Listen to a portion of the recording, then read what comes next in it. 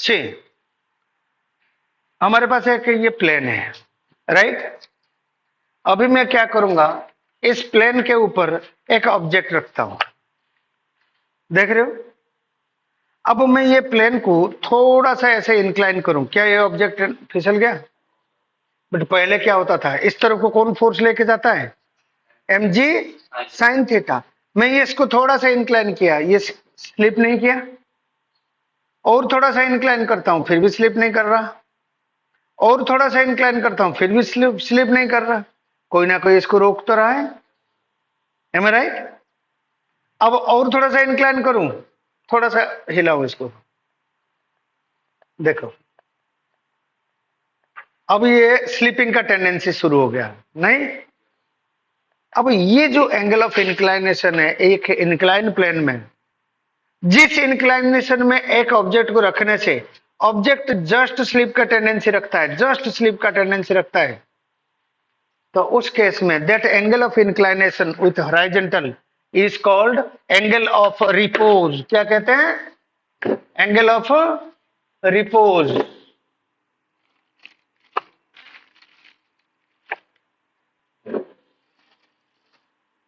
So angle of repose, angle of repose, the angle of inclination, angle of inclination of an incline, of an incline at which an object kept over it has got the tendency to slide, has got the tendency to slide। अब कैसे? ये हमारा angle of inclination है। इस angle को मैं फिर अभी दोबारा बताऊं कि इस एंगल को मैं धीरे धीरे बढ़ाता हूं। एक पर्टिकुलर एंगल में ऑब्जेक्ट आपका स्लाइड करने का टेंडेंसी रखता है, मतलब just slide, has got the tendency to slide, मतलब I can say just slide, right. मान लो this angle is alpha, this angle is called angle of inclination और एंगल ऑफ रिपोज। कौन सा एंगल? Angle of repose. एक object में इसके ऊपर रखता हूं, I have kept an object here. Object का मास हो जाए m, ऑब्जेक्ट के ऊपर कौन सा फोर्स लगा? एक mg, एम आई राइट? एक नॉर्मल फोर्स और ऑब्जेक्ट का स्लाइडिंग टेंडेंसी नीचे की तरफ। बट स्लाइडिंग टेंडेंसी रख रहा है, थोड़ी सी हिला देंगे तो ये स्लाइड कर जाएगा। समझ में आ रहा है? तो ये हमारा नॉर्मल लाइन, ये एंगल अल्फा है तो ये एंगल अल्फा। mg को रिजॉल्व करो, ये हो जाएगा आपका कौन सा? cos alpha, mg cos alpha, ये हो जाएगा mg sin alpha. This is mg sin alpha. But ये स्लाइडिंग का टेंडेंसी रखता है, स्लाइड नहीं करता है, जस्ट स्लाइड कर जाएगा। थोड़ी सी हिला दूं तो ये स्लाइड कर सकता है। इसको रोक कौन रहा है? फ्रिक्शन। फ्रिक्शन कैसे लगता है? Friction is parallel to the surface but opposite to the motion, this is friction. But friction अभी कहां पे है? मैक्सिमम केस में है। तो मैक्सिमम फ्रिक्शन है तो मैं इसको कैपिटल F ले लेता हूं। Then in that case N normal force is equal to mg cos alpha. Normal force is equal to mg cos alpha and frictional force is equal to mg sin alpha, right? Here we know we know जब आपका object sliding की tendency रखेगा तो F is equal to mu N, F is equal to mu into N. F का value कितना है, m g sine alpha is equal to mu into m g cos alpha. M g cut गया, then sine alpha by cos alpha कितना हो गया बच्चे, tangent alpha is equal to mu. Here this alpha is called angle of repose. समझ में आ गया, this alpha is called angle of repose, this angle is called angle of repose, angle of repose means angle of inclination of an incline at which the object has got the tendency to slide. Okay, समझ में आ गया, ले clip ले ले, ठीक है बेटा। It is the angle of inclination at which, इसमें एक चीज नोट करना, if angle of inclination, if angle of inclination theta, theta less than alpha, मतलब ये जो एंगल है, ये एंगल सपोज कम हो जाए, then object doesn't slide, object does not less than equal to alpha, does not slide by its own, और theta greater than alpha हो गया, the object slides down by its own. Okay, नहीं अब just slide में equal होगा, slide करेगा नहीं, थोड़ा सा हिला देंगे तब जाके करेगा, ठीक।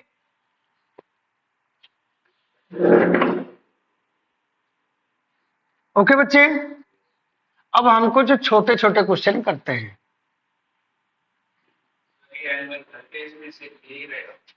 टेंजेंट अल्फा, अल्फा जो होगा म्यू के ऊपर डिपेंड करता है, alpha is equal to tangent inverse mu हो जाएगा, और म्यू मटेरियल और सरफेस के ऊपर डिपेंड करेगा, है ना।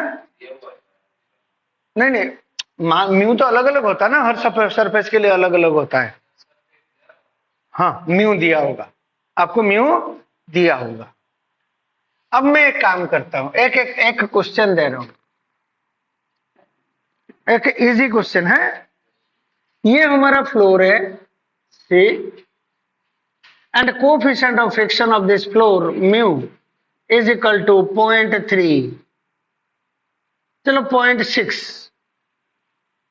मैं इसमें 10 kg ब्लॉक रखता हूं, कितना, 10 kg ब्लॉक, और इसमें मैं 50 न्यूटन फोर्स अप्लाई कर दिया।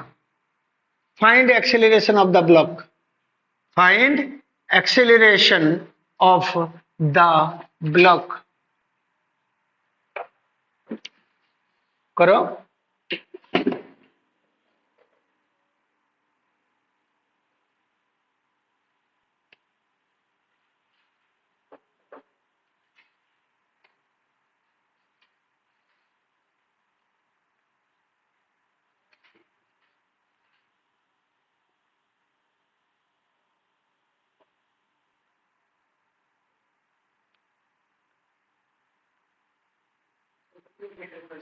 हम्म, 3 metre per second, 6 metre per second,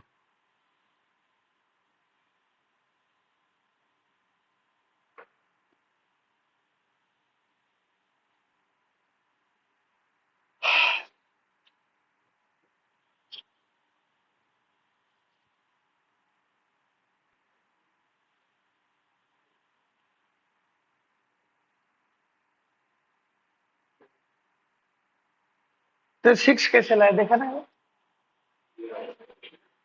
अच्छा एम जी म्यू एन आपका 60 हो गया,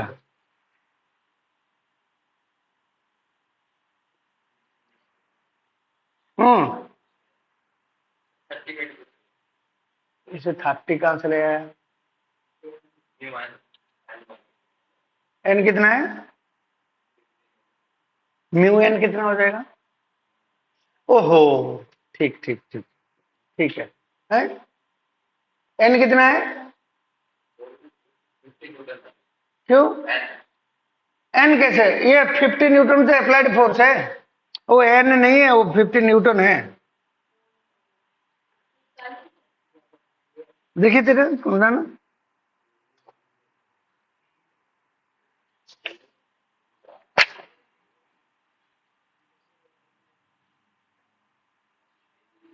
छह आ गया तेरा, और जो 50 अप्लाई करे वो कहाँ जाएगा? नॉर्मल में थोड़ी ना आएगा, नॉर्मल में नहीं आएगा। फ्रिक्शन का डायरेक्शन क्या होगी?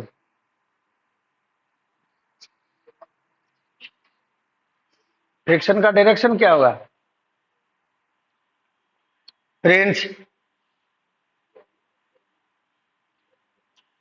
देखो, एक ब्लॉक दे दिया, फोर्स दे दिया, एक्सीलरेशन नहीं कैलकुलेट कर पा रहे हो, सोच रहे हो ना कहां पे स्टैंड कर रहे हैं? सर पढ़ाते ही नहीं है बढ़िया।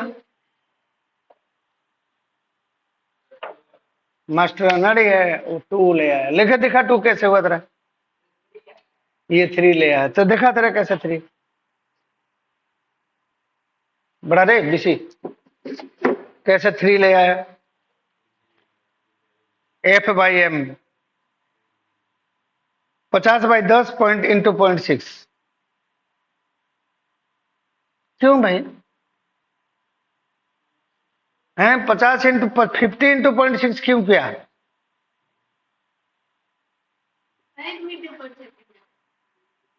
5 मीटर पर सेकंड आ गया। दिव्य ले पकड़, आगे आगे लॉज ऑफ मोशन पढ़ने हैं? हैं क्या? क्यों फ्रिक्शन नहीं लगेगा? लगेगा क्या? तेरे को मैं जमीन में सुला के तेरा टांग पकड़ के खींचूं, फ्रिक्शन नहीं लगेगी? बता ले, बता बता तू, मैं मान लो लगेगा 1.2, ये कहां से आ गया? फ्रिक्शन कितना आया? 60 न्यूटन। फिर 1.2 कैसे हो गया? 60/10। अच्छा अच्छा, मान लो फ्रिक्शन नहीं है। अरे देखो, तुम just think up where you are standing. समझ में आ रहा है मैं क्या कह रहा हूं? ठीक, थोड़ा सा अपने आप को प्रॉपर एस्टिमेट करके काम करना है, और काम करना है। मेरे बात समझ रहे हो ना? हैं? हर अल्टरनेटिव डे में छुट्टी मारना नहीं है। अल्लाह मान लो फ्रिक्शन नहीं है, एक्सीलरेशन कितना होगा? 5 मीटर पर सेकंड, एम आई राइट? क्यों? फोर्स डिवाइड बाय मास। जाएगा कहां? ये जाएगा कहां? आगे जाएगा। जब फ्रिक्शन होगा तो फ्रिक्शन कहां लगनी चाहिए? पीछे। So this is the friction.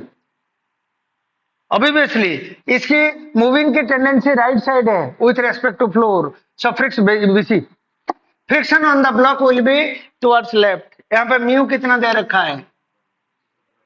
0.6।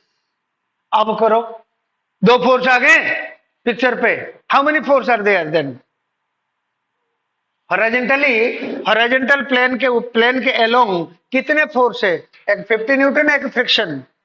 फिर एक्सीलरेशन फाइंड करो अब।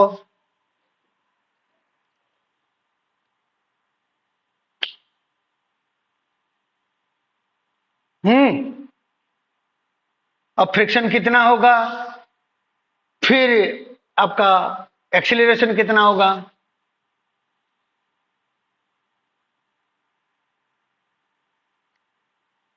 आप समझ रहे हो ना मैं कैसे फ्रिक्शन है या नहीं जज किया? फ्रिक्शन क्या रोल प्ले कर रहा है? अरे गेटिंग माय पॉइंट? मैंने क्या किया, क्या सोचा मैंने? फ्रिक्शन ना हो तो जाएगा, फ्रिक्शन ना हो तो आगे जाएगा। तो फ्रिक्शन कैसे लग रहा होगा, है कि नहीं? फ्रिक्शन किस तरफ लग रहा होगा, पीछे की तरफ, 1 मीटर डायरेक्शन पीछे की तरफ। Very good. मान लो एक बोरी रखा हुआ है, तुम थोड़ा सा फोर्स लगाओ, मान लो 50 ना होके 1 न्यूटन होता, नहीं सॉरी 0 न्यूटन होता, पीछे की तरफ 6 मीटर पर सेकंड में जाता, 60/10। मान लो ये 50 न्यूटन को मैं छोड़ दिया, 0 कर दिया। तुम कह रहे हो ये 60 हो गया, ये 50 हो गया, 60 माइनस 50 10, 10/10 1 हो गया, और ये पीछे की तरफ जा रहा है, यही कह रहे हो? अब मैं एक काम करता हूं, मैं इमीडिएटली इसको छोड़ दिया, 50 दिया ही नहीं, तो ये 60 हो गया। 60/10 6 मीटर पर सेकंड में ऐसे ही जाएगा। इसका मतलब कोई एक ऑब्जेक्ट में यहां पर रख दिया, थोड़ा सा खींचू, छोड़ दिया, तो ये उल्टा भागेगा। हो सकता है पॉसिबल? भाई मैं इधर थोड़ा सा कम फोर्स दिया तो ये पीछे जाएगा, यही तो बात है। ये पॉसिबल है कि मैं इसमें फोर्स दे रहा हूं और आगे भाग रहा है। देखो ये चेयर है, मैं चेयर के ऊपर फोर्स दे रहा हूं, ये उल्टा भागेगा। मैं मान लो बीसी का बाल पकड़ के खींचूं, बीसी पीछे भाग जाएगा। Is it possible? कुछ समझ रहे हो ना मैं क्या कह रहा हूं? मान लो एक ब्लॉक रखा हुआ है, इस ब्लॉक को मैं थोड़ा सा मैं फोर्स इधर दिया हूं, ये उल्टा चला जाएगा। ये क्या मैकेनिज्म है? ऐसा पॉसिबल है कभी दुनिया में?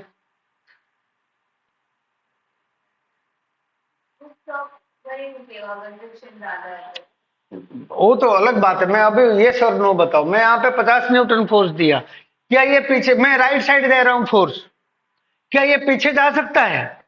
नहीं जा रहा, तो वो भी गलत है। समझ में आ रहा है मेरा मैं क्या कह रहा हूं?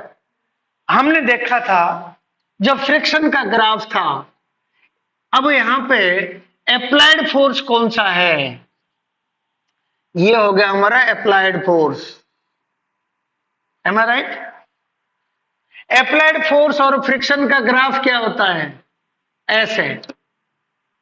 एंड दिस इज, उसके बाद ऑलमोस्ट ये क्या हो जाता है? ऐसे ही हो जाता है, नहीं? फ्रिक्शन उसके बाद कांस्टेंट होगा। ये फोर्स को हम क्या कहते हैं? Frictional force. It is called limiting friction. क्या कहते हैं? Limiting friction.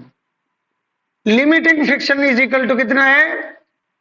Mu into N. Am I right? ये वाला फोर्स हमारा लिमिटिंग फ्रिक्शन है। Here in this question it is 60 newton. But जब अप्लाइड फोर्स 0 है, फ्रिक्शनल फोर्स भी आपका, फ्रिक्शनल फोर्स भी आपका 0। M I right? जब अप्लाइड फोर्स आपका 50 है, फ्रिक्शनल फोर्स कितना होगा? 50। M I right? समझ में आ गया? सो नोट करना, when applied force is less than the limiting friction. समझ में आ रहा है? लिमिटिंग फ्रिक्शन कितना है? 60। When applied force is less than limiting friction,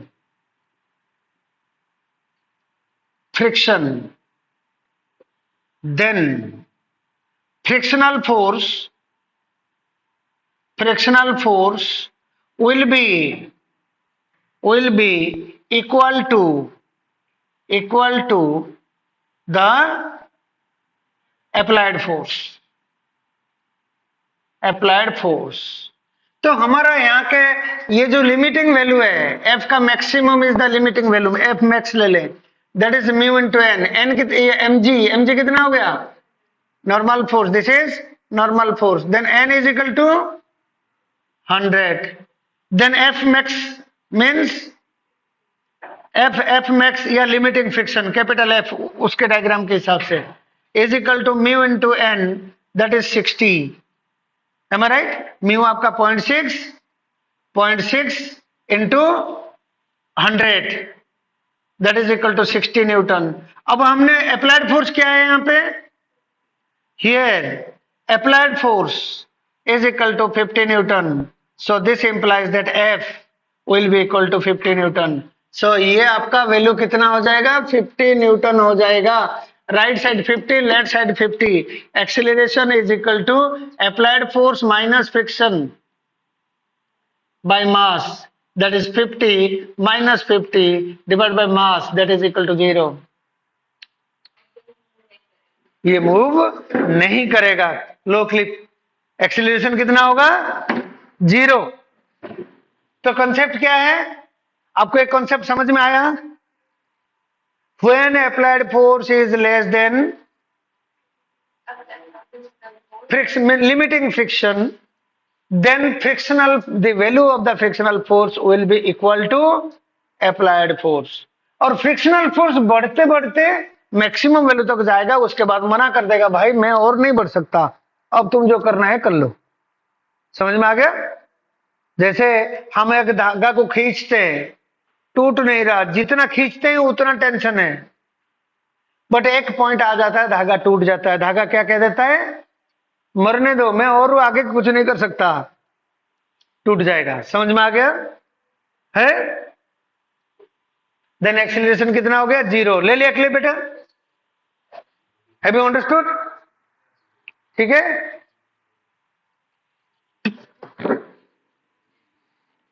मैं एक और क्वेश्चन देता हूं, फिर उसके बाद एक कंसेप्ट कराएंगे। मेरे पास बात नहीं, मेरे पास एक ब्लॉक है, इस ब्लॉक में मैं फोर्स अप्लाई कर रहा हूं F। ब्लॉक का mass 10 kg, mu is equal to हमारा से 0.4। म्यू कितना है? 0.4। अब आपको ये टेबल फिल करनी है। अप्लाइड फोर्स, फ्रिक्शनल फोर्स का value and acceleration of the block. Applied force 10 Newton, applied force 20 Newton, applied force 30 Newton, applied force 40 Newton, applied force 50 Newton, applied force 60 Newton, applied force 70, चलो 60 Newton, इतना हो गया। तो आपको find करनी है applied force, ये अप्लाइड फोर्स, ये फ्रिक्शनल फोर्स, और this is the acceleration of the body. आपको ये टेबल फिल करनी है, डू इट। ये टेबल फिल कर देते हो तो आपको फ्रिक्शन अच्छी तरह समझ में आ गया। If you will fill this table, then you have understood the nature of friction।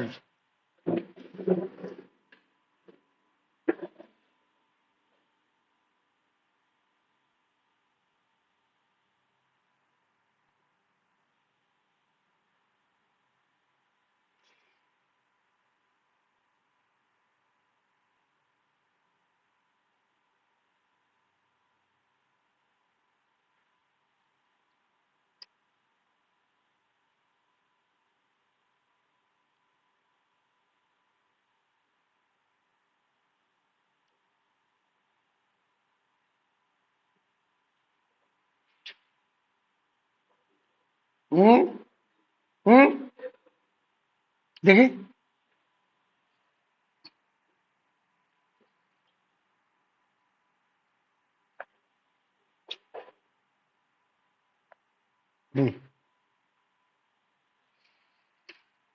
Good,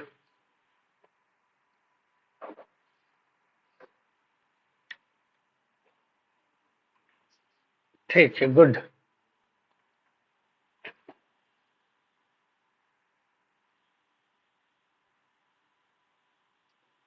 बाबा क्या सीधा बैठो, इसे नींद आ जाएगा। हाँ, तेरा विनय हो गया?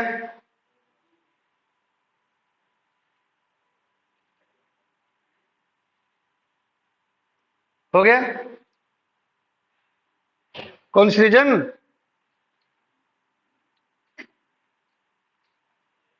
अच्छा हितेश, बैठ बैठ बैठ बैठ। फैन चला दे बेटा हितेश।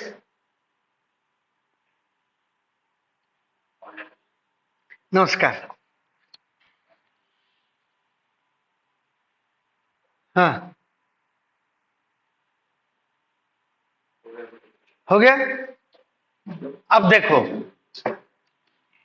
mg कितना है,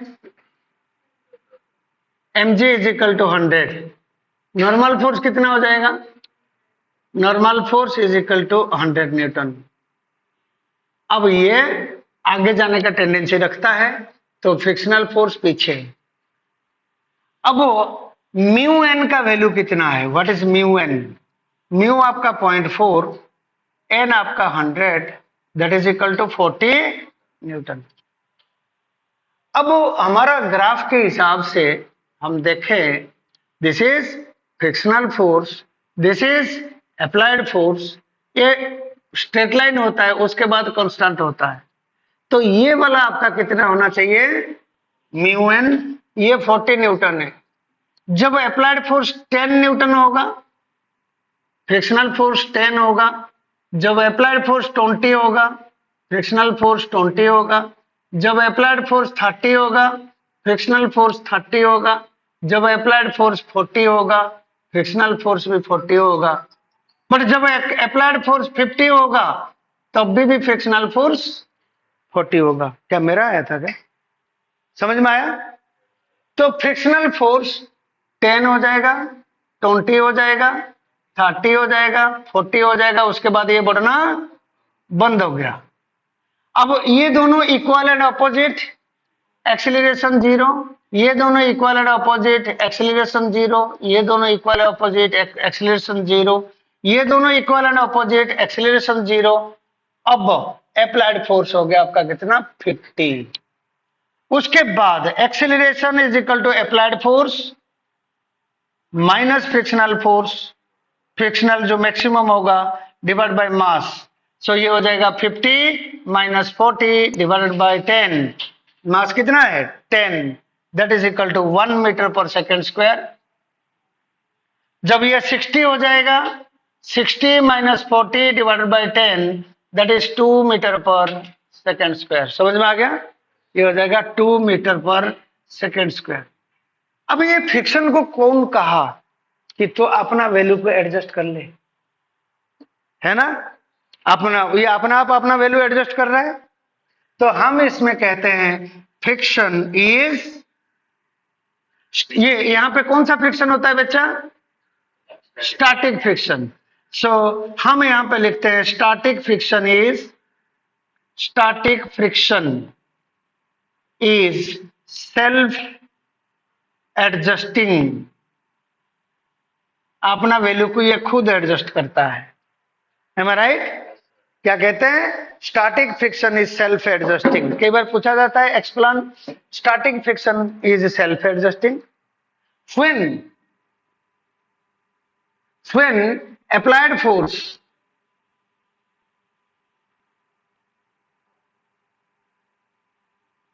frictional force या static friction, you can write static friction